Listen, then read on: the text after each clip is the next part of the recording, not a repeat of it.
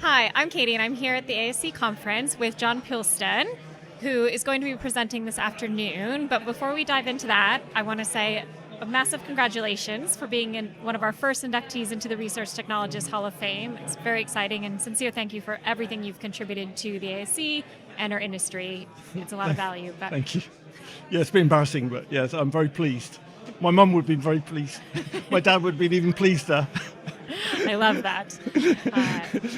Great. Yeah. Well, you're here to speak to us this afternoon about synthetic data reality bites. Tell us what you're going to be talking about. Well, I mean, it's the belle du jour at the moment for synthetic data. So I'm talking about, it's a common theme in our industry that we have these great new innovations that we all get really excited about, and then reality bites when we start to understand how they work or their shortcomings. And I'm going to be talking about that, really.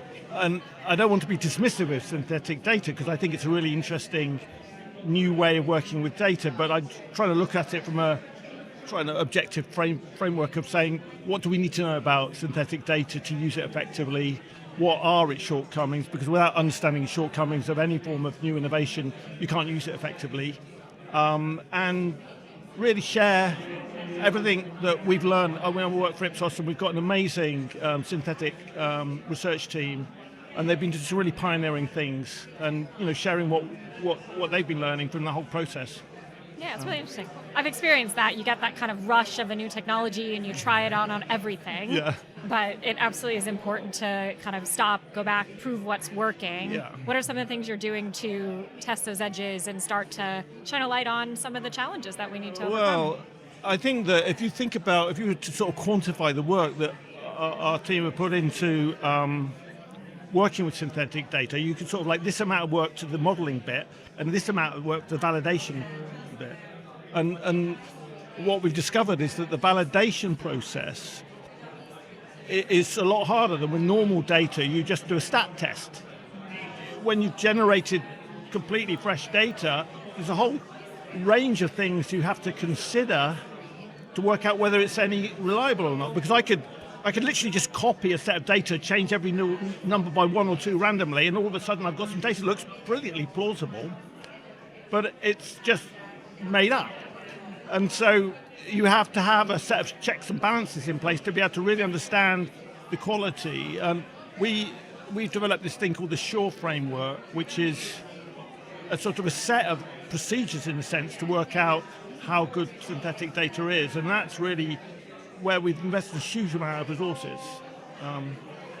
I feel like one of the things you touched on is just the scale of data required to build models. Yeah.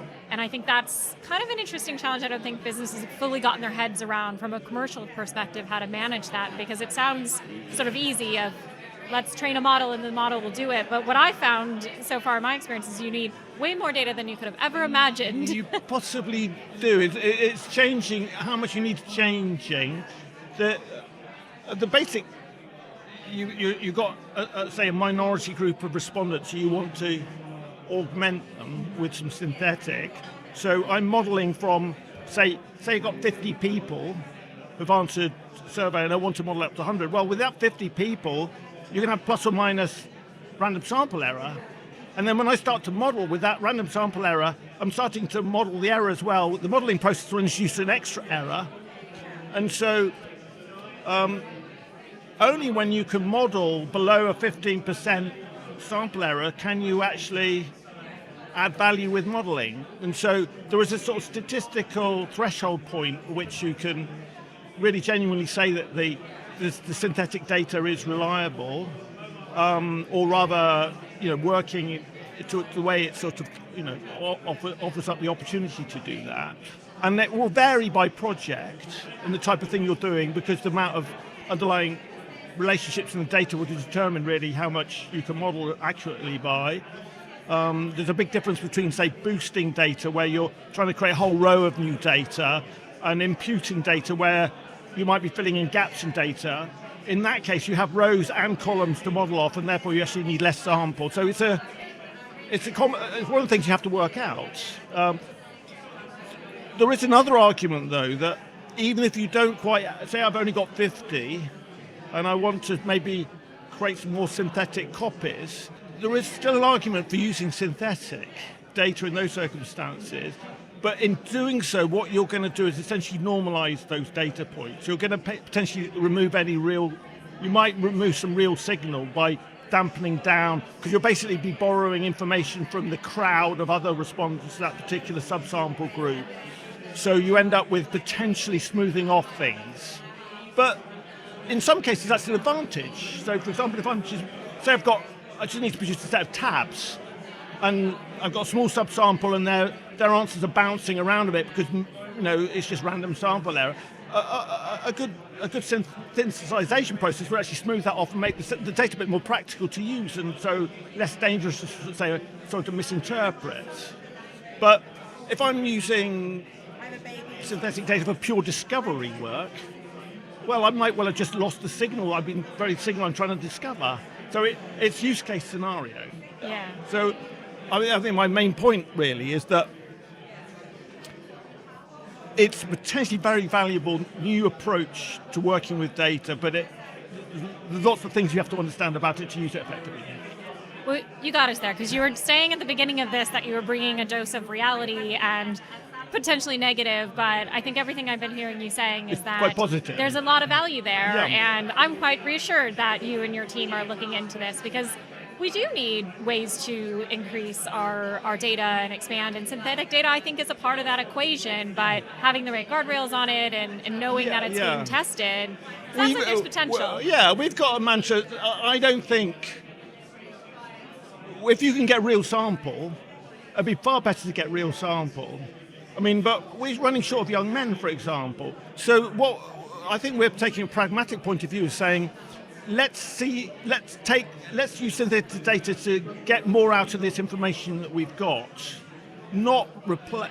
I don't think we're going to be really reducing sample load specifically to the degree that perhaps people might imagine. It's going to be using to extend out, make the most out of difficult to reach groups of people, things like that. Yeah, I mean, I think people want more data these days, not less. I think, to your point, no one's trying to reduce the kind of ground level data. It's adding more to it so that we can learn more. I think there's some other really interesting applications of it. If you think about what you can do now with, say, a scratchy photograph of your grandmother, you can upload it and it'll take it, get rid of the artifacts, bring it into color. Well, a good piece of synthetic synthesis can do that with scratchy research data.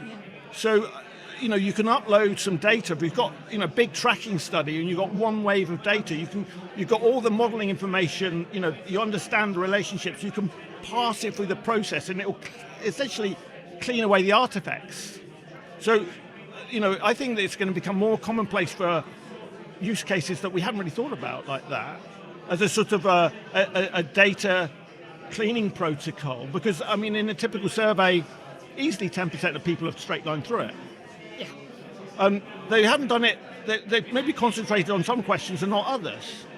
And so, in theory, what you could do is take all the answers where they haven't given a very good answer, and you create a synthetic answer which you think is more reliable, and that is, again, it's adding value to the process. It's not just, I'm not replacing sample, I'm just making the sample I've got work harder. Yeah. Really interesting. Yeah. Well, I'm now very excited for your presentation this afternoon. Wait a minute, I've just told you, you can go, if you're watching this now ahead of the presentation, you don't need to watch the presentation, I've just told you everything I was going to say.